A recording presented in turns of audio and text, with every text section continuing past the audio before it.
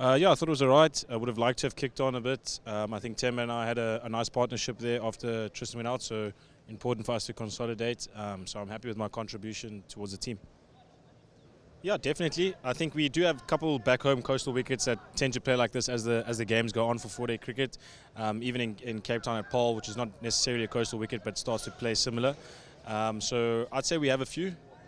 I wouldn't say it was planned to target him. I think he's a gun bowler. I think we just said we're going to be positive, and if something is in our area, we'll back ourselves to put it away. And I think we saw today guys scored in different areas. Temba used his feet over extra.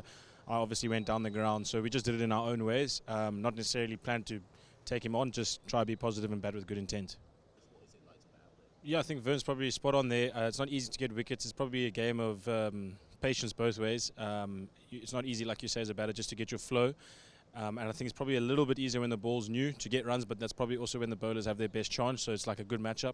And then as the ball gets softer, scoring gets a little bit slower. I think you saw that in the session run rates. And then I think, like I said, it becomes a game of patience between bat and ball. To be honest, I think I was quite lucky. When we came off, we were pretty much off the whole time and the rain went, so I think I didn't really have that big struggle. Obviously, we had it today with drinks and stuff, but that's normal, just being able to switch on and switch off. But looking at the weather throughout the rest of the test match, that definitely could come into play for both sides. Whoever is able to switch back on immediately is probably do them really well. What have I learned from Brave New World? Well, it's quite similar to George Orwell's 1984, 1989? Is it 84, 89?